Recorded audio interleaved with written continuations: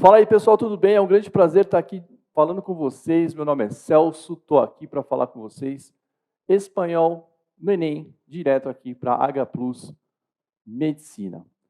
Seguinte, mais uma vez, sempre bom lembrar, quem acaba escolhendo espanhol para fazer no Enem, toma essa decisão baseada no quê?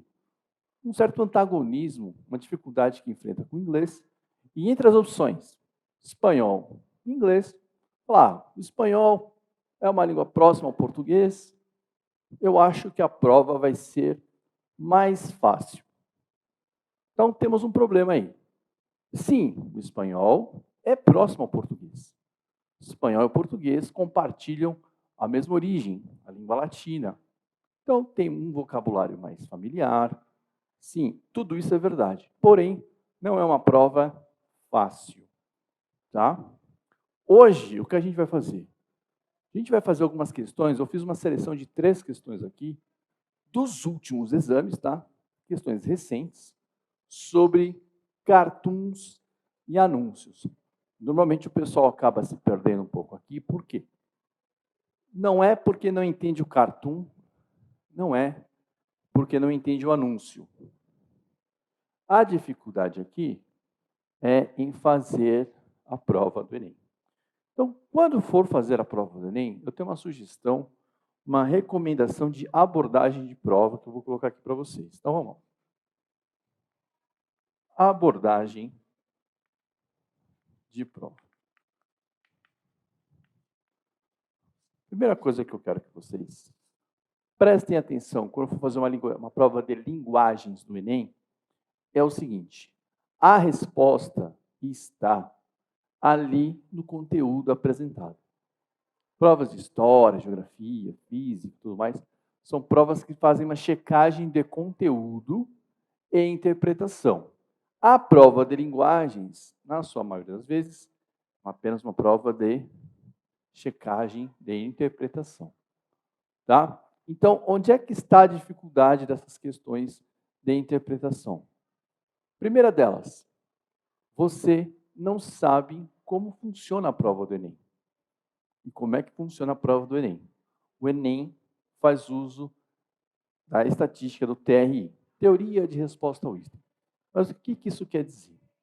Por ser uma prova objetiva, o Enem foi buscar uma solução que permitisse checar se aquele aluno realmente acertou a questão ou se ele, de alguma forma, colocou a resposta certa de uma maneira acidental. Isso não dá para ter certeza. Mas como a base estatística do Enem é enorme, dá para ter algumas dicas. E quais são as dicas? Você não pode acertar uma questão difícil e errar uma fácil. Com base na estatística, o Enem sabe das 5 questões, vai ter lá a questão fácil, média e difícil. E se por um acaso você erra fácil e acerta difícil, o Enem acaba te penalizando. Mas, professor, eu errei essa questão fácil por um acidente e acertei a difícil sabendo. Não dá para fazer isso lá na hora da prova. Não dá para você se justificar. Portanto, muita atenção. Tá? Essa é a primeira observação. Você não pode cometer, esse tipo de erro. Acertar uma questão difícil, claro que você vai acertar, mas errar fácil. Por que será você errou a questão fácil? Não é só na hora de passar o gabarito. Às vezes, é não se atentar de que maneira o Enem elabora as questões. Como é que a gente pode evitar esse tipo de confusão? Vou fazer aqui uma sequência, tá? Primeira coisa que eu quero que você faça no Enem é uma leitura integral. E hoje, aqui, quando eu falo leitura integral, eu vou associar texto verbal com não verbal. E você vai ver essa expressão aparecer na prova do Enem, aqui nessas questões. A linguagem verbal e não verbal expressada na imagem quer dizer que você vai verificar isso acontecer. Você vai fazer essa leitura integral e hoje é uma leitura verbal e também não verbal. Beleza. 2. Você vai elaborar o seu entendimento. O que eu quero dizer com isso? Elaboração de entendimento. O que eu quero dizer com isso? Antes de você partir para resolver a questão, eu sei que na hora da prova, aquela ansiedade, aquela urgência, aquela pressa, antes de você avançar, você vai checar o que você leu. Você vai verificar o que você entendeu. Você vai até entender por que esse texto veio parar aqui nessa prova. O que está por trás? Qual que é a ideia? Por que isso aqui apareceu aqui para mim? Muitas vezes, quando você está numa preparação adequada, o que é uma preparação adequada? Ler os textos. Você vem lendo os textos do idioma, ao mesmo tempo que resolve as questões. Você vai resolvendo as questões, você começa a pegar o espírito da prova. Quando você faz isso aqui, normalmente você acaba até adivinhando o que vem. E o que vem é o enunciado, e aí muita atenção. Nunca se esqueça de responder ao enunciado. O que eu quero dizer com isso aqui? Parece óbvio, mas o óbvio tem que ser dito. Às vezes, você vai se deparar com uma alternativa que faz sentido, está correta, mas não é o que foi perguntado. É isso. Então, o foco está na preposição aqui. Não é responder o que você entendeu, é responder o que foi perguntado. É um erro clássico, é um erro comum, que você tem que evitar. Então, leia tudo para entender. Aí sim, vai para o enunciado. E aí que eu vou te adiantar uma questão. Muitas vezes você pode ficar entre duas alternativas. E aí, o que você faz quando ficar entre duas alternativas? A correta nas provas de linguagens sempre será aquela que você consegue responder com o que foi apresentado a você.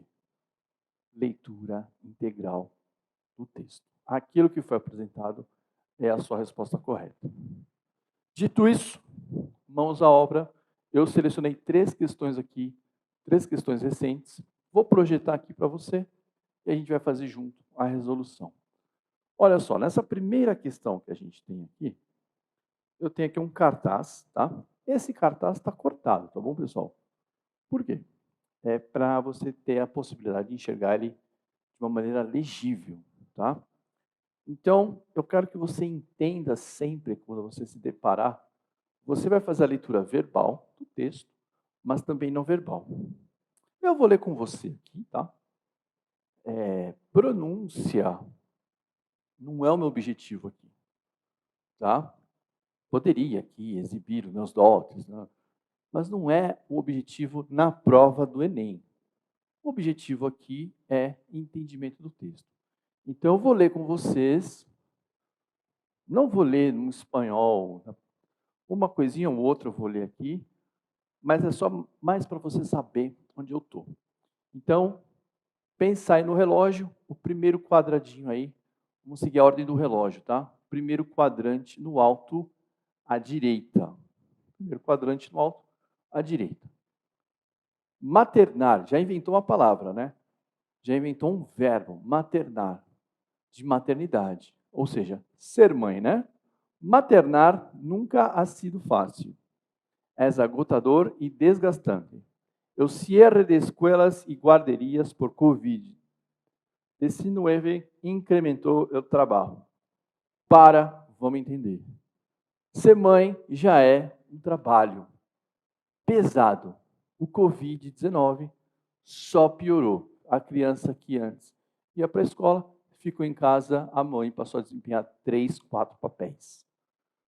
Então, primeira ideia aqui no primeiro quadrante. O de baixo, próximo. Ordem do relógio. Porque nesse sistema não há lugar para a quiquirra. Se dá por sentado que as mulheres estão hechas para assumir aquela criança, apesar das poucas e nulas ferramentas que o Estado ou a sociedade les dá para exercer a maternidade. Nesse sistema não tem lugar para queixa, ou seja, a mãe, a mulher, tem uma sobrecarga de atividade de trabalho e socialmente, culturalmente, ela não pode nem se dar o luxo de reclamar. Olha o que eu falei. Nem se dar o luxo de reclamar. Isso ela tem que aceitar. Que sistema é esse? Vamos ler o próximo aqui no relógio. La maternidade está romantizada. No todas vivem las mismas condições, pero aún así las madres ponen lo mejor de si para sobrellevarlo. A maternidade é romantizada. Quando a gente fala de romantizar, o que a gente vai fazer? Aulinha de literatura, estilo e história da arte. O que é o romantismo? É uma idealização.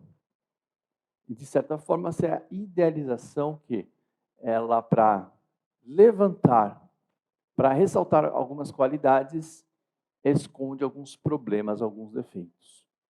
Então, a maternidade é cheia de problemas, mas ela é idealizada, ela é romantizada.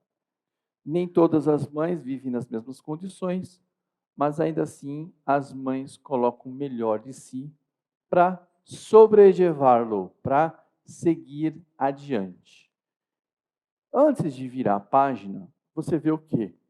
Uma figura ali, a mãe com a filhinha e um carrinho de bebê. Sugerindo talvez para nós que a mãe de 2 filhos, né? O bebezinho no carro e a menininha maiorzinha ali. 2 para dar essa ideia de sobrecarga. Então tá lá, o título é Maternidade em Tempos de Pandemia. Então a gente já viu aqui que o cartaz está chamando a atenção para o quê?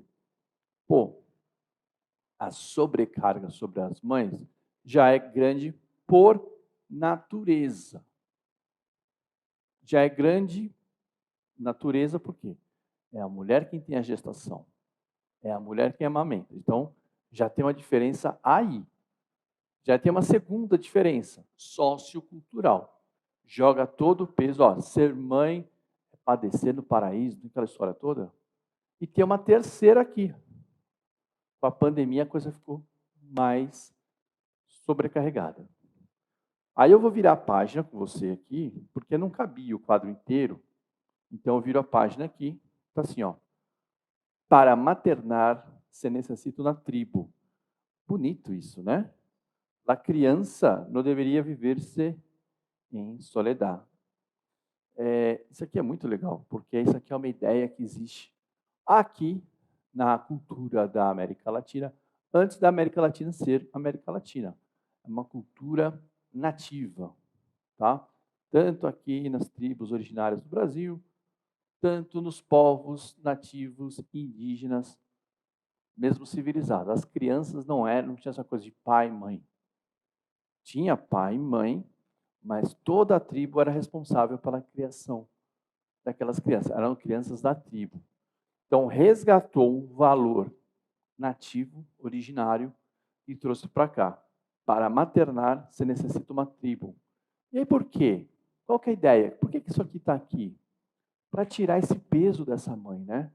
Para tirar o peso dessa mãe, para dividir o trabalho. A criança não deve ficar sozinha, tá? Aí eu vejo ali, ó, Murig. O que é o Murig? Mulheres em Rede para a Igualdade de Gênero. Mulheres Unidas. É uma rede de mulheres unidas para a igualdade de gênero. E ali está o endereço. Né? Não dá para saber de qual parte da América Latina que é. Só sabemos que é um coletivo feminista que tem lá o seu sitezinho. Então, vamos fazer o seguinte. Eu li tudo. Eu já entendi. É um texto alertando para o peso que é a maternidade para um indivíduo só, no caso, a mãe e mulher. E qual que é a sugestão, qual que é a recomendação, qual que é a mensagem? Pô, vamos ajudar, vamos compartilhar. São as mulheres aqui chamando atenção para isso. Entendi. Posso até tentar elaborar uma pergunta. Que tipo de pergunta o Enem vai fazer? Qual que é a mensagem do cartaz? Qual é a crítica implícita? E eu vou lá e vejo a pergunta. Vamos lá na pergunta. Aí ele fala assim, opa, é uma questão de vocabulário. Criança e tribo, tá? Criança, se você notar aqui, criança, você sabe que é um falso cognato. O que é falso cognato? Palavras que parecem, mas não são. La criança não é uma criança, como a gente fala em português. La criança aqui é a criação. Criança você pode ver assim, já vem mesmo, né? Vem de criar, vem de você fazer aquela cria. Ah, essa aqui são minhas crianças, essa aqui são minhas crias. Criança, cria são sinônimos, tá? Então, la criança é o ato de você fazer essa criança, em português, sobreviver, crescer, se tornar um adulto. E tribo, tribo sim, tribo aqui é uma palavra cognata. O que la criança, a criação e tribo têm em comum? É a conversinha que eu tive agora com você. Eu li aqui, eu entendi de onde veio o tribo, trouxe para você o aspecto cultural do que é você criar uma criança dentro da lógica dos povos originários. Ou seja, o que essas palavras têm em comum? Elas estão associadas, não se faz sozinho. Ó, la criança não deveria viver-se em solidário. Ou seja, esse ato de maternidade não poderia se exercer sozinho. Você precisa de uma rede de apoio. Então, as palavras criança e tribo são usadas para quê? Antes de eu olhar as alternativas, são usadas para serem colocadas em associação. A tribo ajuda na criança. Aqui é a criança em espanhol. A tribo ajuda na criação. É um trabalho compartilhado por toda aquela microsociedade. Letra A. Evidenciar a importância de uma rede de apoio para as mães na criação de seus filhos. Certa resposta. Quem fez o cartaz? Não foi a rede de apoio das mulheres para a igualdade de gênero?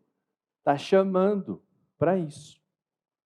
A letra B. Denunciar a disparidade do trabalho das mães de diferentes classes sociais. Aí é que está. O próprio texto, lá no quadrante 4, que eu segui pelo relógio, fala: nem todas vivem nas mesmas condições, mas ainda assim todas padecem do mesmo problema. Letra C. A letra C fala assim: ressaltar o fechamento das escolas e creches durante o período pandêmico. Questão clássica do Enem, que a gente pode às vezes até errar. Por quê? Qual que é o título? Qual que é o título que a gente tem aqui? Maternidade em tempos de pandemia. E aí sobrecarregou. Só que em nenhum momento o texto citou escola, o fechamento de escola. A gente inferiu. O que é? A gente entendeu o que quis dizer. E outra, esse é um assunto secundário, porque a maternidade já é difícil a qualquer momento. E o texto fez questão de lembrar isso. A pandemia só reforçou, ressaltou. Então, eu tenho uma ideia secundária e uma inferência aqui, e a ideia principal. É esse jogo entre ideia principal e secundária, esse jogo entre entender o que está no texto e aquilo que eu infiro, que são os problemas que a gente encara no Enem. Pessoal, veja que não foi entender o texto o problema, embora a palavra lá, criança, aqui exigiu bastante, né? Mas mesmo que você tenha entendido errado, lá criança como criança mesmo, fez assim, entendeu errado o falso combinado, mesmo que você tivesse feito isso, dava para acertar essa questão aqui. Você poderia errar não por causa do vocabulário, errar pela inferência e pela inferência. Letra D, ratificar a romantização? Não, seria para erradicar a romantização, né? E a letra E, enfatizar a proteção aos filhos em razão do isolamento social das famílias. Aí sim, se alguém tivesse não entendido lá criança como a criação, a entender, né? A tribo vai ajudar as crianças. Não, a tribo vai ajudar na criação. Então, assim, o que eu quero que fique claro? Perceba onde é que estão as dificuldades. Nessa aqui tivemos uma pequena dificuldade no vocabulário, lá criança, tá? Falso cognato, mas a grande dificuldade era em perceber qual que é a ideia principal, qual que é a ideia secundária, aquela que eu estou chegando a uma conclusão. Prova de linguagem, como eu falei, é o que está no texto. Tudo bem? Vamos em frente. Segunda. Na segunda, eu tenho um cartoon, tá? E qual que é a ideia do cartoon? É uma criação artística e não é à toa. Ela sempre vai ter uma observação crítica, irônica, até sociológica. Então, eu vou tentar entender a piada aqui. Eu vejo que aqui, ó, verbal, por Deus, que ele ha passado ao mundo. Aí o rapaz responde de uma maneira até um tanto desinteressada. Nós outros. Meu Deus, o que aconteceu com o mundo? Nós acontecemos ao mundo. Aí tem lá o que a gente causa. Guerra, crise, insegurança, miséria, violência, luxo obsceno. Aí você tem que entender, luxo obsceno é o quê? É a desigualdade social que pessoas que acabam gastando de uma maneira exibicionista, ressaltando a desigualdade, tá? Pronto. Entendeu? Qual que é a ideia? Nós mesmos somos os causadores dos males que a gente está vendo ali. É uma crítica à própria sociedade. 2. A charge evoca uma situação de assombro frente a uma realidade que assola as sociedades contemporâneas. Beleza. E qual é a crítica que a gente tem aqui? Essa realidade é causada pela própria sociedade. Seu efeito humorístico reside na crítica diante do quê? A ironia. Então, toda vez que eu tiver um cartoon, qual é a piada? A piada é a autoironia, é apontar o dedo para si mesmo. A piada é olhar para o espelho e falar: olha o culpado de tudo aqui. Então, vamos procurar essa ideia nas alternativas. Letra A. Constatação do ser humano como responsável pela condição caótica do mundo. Certa resposta. Então, toda vez que você tiver um cartoon, você vai procurar qual é a piada. A piada aqui nesse cartoon foi o quê? Uma autoironia. Até a postura desinteressada do colega ali, é isso mesmo, né? Já aconteceu, fomos nós mesmos. A praga do mundo somos nós mesmos, né? É aquecimento global, é esse tipo de coisa. Vamos ver se teria uma outra aqui que poderia nos trazer, ou uma leitura incompleta poderia sugerir o erro aqui. Ó. Apelo à religiosidade diante das dificuldades enfrentadas pela humanidade. Não apareceu aí, né? Indignação dos trabalhadores em face das injustiças sociais. Aí é o que eu falei na questão anterior e aparece aqui. Luxo obsceno. Mas era uma coisa pequenininha, era um detalhe aqui menor, secundário, dentro da ideia geral que foi apresentado. Esse luxo obsceno, esse exibicionismo, né, de rede social, de subcelebridade, seria aqui da letra C, né? Letra D, veiculação de informações trágicas pelos telejornais. Aí é que está. Isso é o que está apresentado na figura. Você vê só o efeito aqui, no caso, não é nem não verbal, né? Porque como não tinha como fazer a representação, ele escreveu, né? Mas, assim, é metade da resposta. A grande resposta estava em entender que o cartoon tem uma certa ironia. Aí você teria aqui essa resposta, tá certo? Então, assim, a letra A, tranquila, correta. A letra B, não apareceu nada que pudesse dizer. A C é um aspecto pequeno para você chegar. E a D é uma resposta, né? Como se eu fizesse o quê? A interpretação do texto. mas eu não respondi ao enunciado. O enunciado foi para a ironia presente no cartoon. E na letra E, manipulação das notícias difundidas pelas mídias. Aí foi muito longe, né? Aí já não estaria dentro da nossa questão, do nosso escopo aqui. Terceira e última questão. O que eu tenho aí? Eu tenho um cartaz, tá? Esse cartaz eu também cortei aqui para vocês para ficar legível, tá? Então, o que eu vejo aqui? Eu vejo, primeira coisa, o desenho de um caracol estilizado. Eu vejo uma linguagem que eu não entendo, né? De Jagola, Biningulaçá, Nissarri, Birabu, Maniducho, não conheço. E está escrito assim, ó, provérbio zapoteco. Zapotecas eram dos povos originários do México. Eu olho lá no cantinho superior direito, tem um mapinha do México estilizado, né? Aquela península da Califórnia projetada, ó, um tipo de um J invertido ali, como se fosse o mapa do México.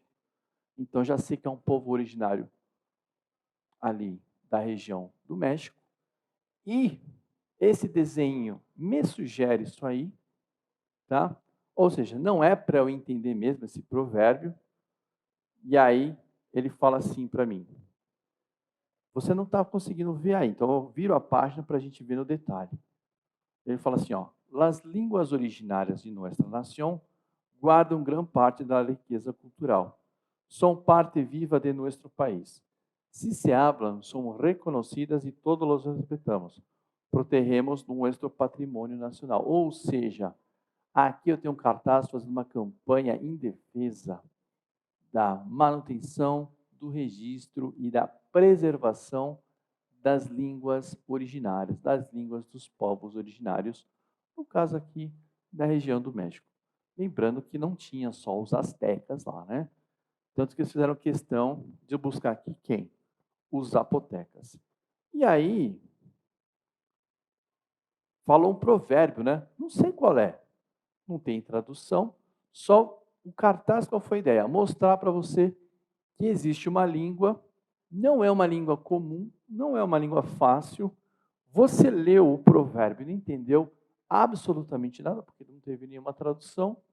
E a ideia é mostrar o quê? O que está acontecendo aqui? Olha só essa língua que existe. A gente está preservando. É uma língua originária nossa. Para você entender, você precisa conhecer. Você está falando o quê? A língua espanhola? O que é a língua espanhola? Eu não sei se você já assistiu, passando aí na rede social, seja no Instagram, seja no TikTok, um vídeo curto, no qual uma garotinha vai a um programa de televisão e a pessoa, a condutora do programa, chama a atenção da garotinha, porque a garotinha é de origem colombiana, mas estão nos Estados Unidos. E a garotinha prefere se expressar em inglês. E a condutora do programa, de maneira até um tanto quanto grosseira, fala para ela: aqui só se fala em espanhol. A sua língua é espanhola. Ou você fala em espanhol, ou você está fora. E a garotinha só conseguia expressar em inglês, mesmo sendo de origem latina. Está tudo errado aqui, né? Está tudo errado. A garotinha que nasceu numa casa que fala espanhol, querer falar inglês porque nasceu nos Estados Unidos. Estranho, mas vamos entender, né? Porque a língua da escola é a língua com que ela fala com os amigos, então ela não quer ser vista falando a língua falada na casa dela nativa. Mas, ao mesmo tempo, a condutora, além de deselegante, grosseira, falando como se o espanhol fosse um patrimônio cultural. É a língua do invasor, não é mesmo? Então ela está sendo um pouquinho, vamos dizer assim, é lógico que eu entendo, né? Eu sou brasileiro, eu vou defender o português, mas eu nunca perco em vista que o português é a língua do invasor. Não é verdade?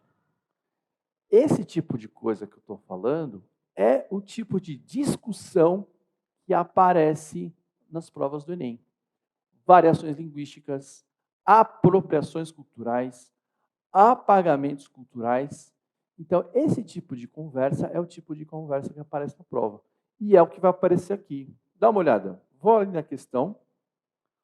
Esse cartaz tem a função social de quê? Já sabemos.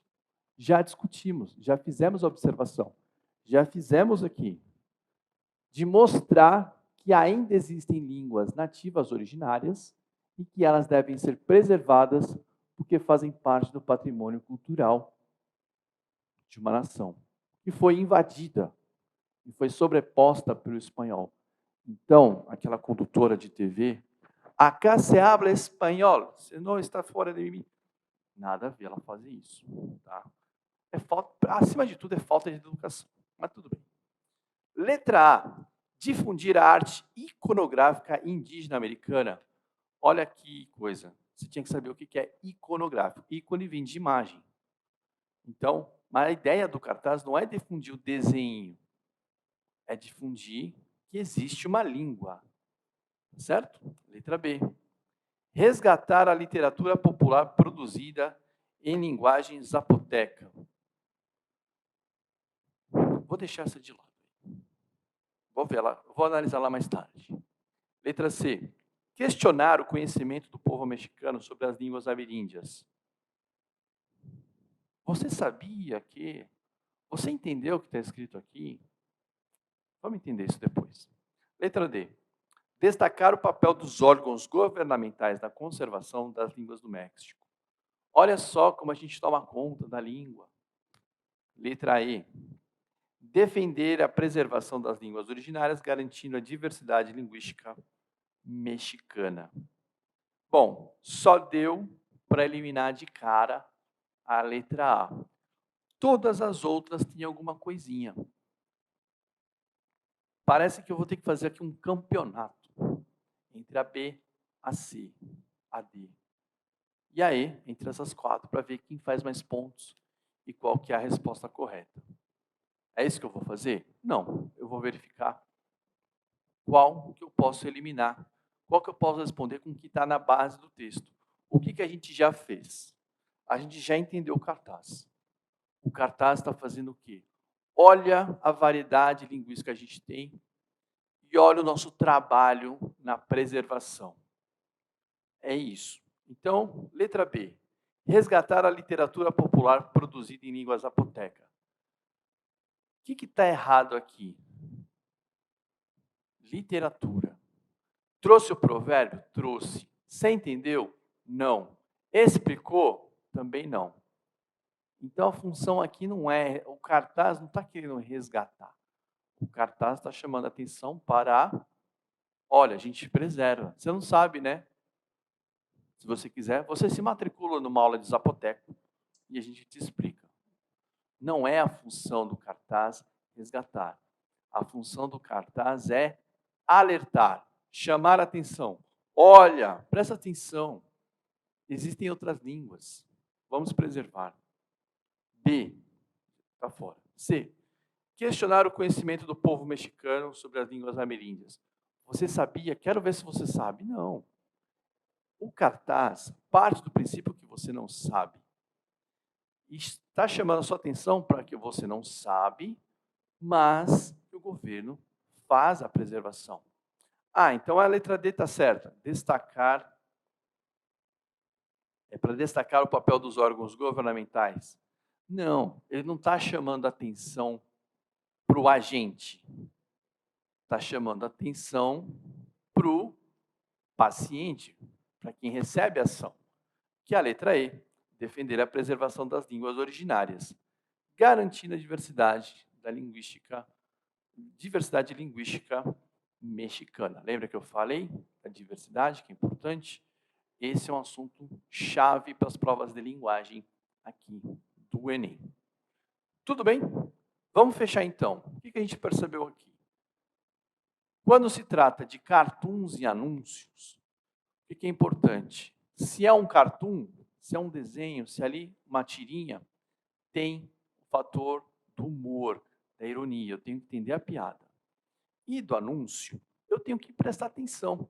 Qual é a mensagem que está sendo passada aqui? Normalmente é um órgão governamental, é uma campanha de conscientização. Foi o caso aqui da terceira questão. Quando eu vou fazer essa prova, o difícil, às vezes, nem é ler o texto, tá? É prestar atenção, nesse caso de cartão anúncio, na linguagem não verbal. E, principalmente, em responder a pergunta. Então, o que a gente faz? Entende tudo, lê tudo, gera um entendimento, procura entender o motivo daquilo estar ali, eu resgato a minha preparação. Qual é o perfil da prova de linguagens? Espanhol no Enem faz muita questão de ressaltar o quê? Diversidade étnica e cultural, diversidade linguística. Ele vai passar nesse aspecto. E para fechar, não é porque está certo que a resposta correta. A resposta certa e correta é aquela que responde anunciado. Tudo bem? Fazendo assim, a gente consegue garantir aí esses 5 pontinhos importantes da prova de linguagem do espanhol. Eu fico por aqui, um grande beijo, valeu, tchau, tchau.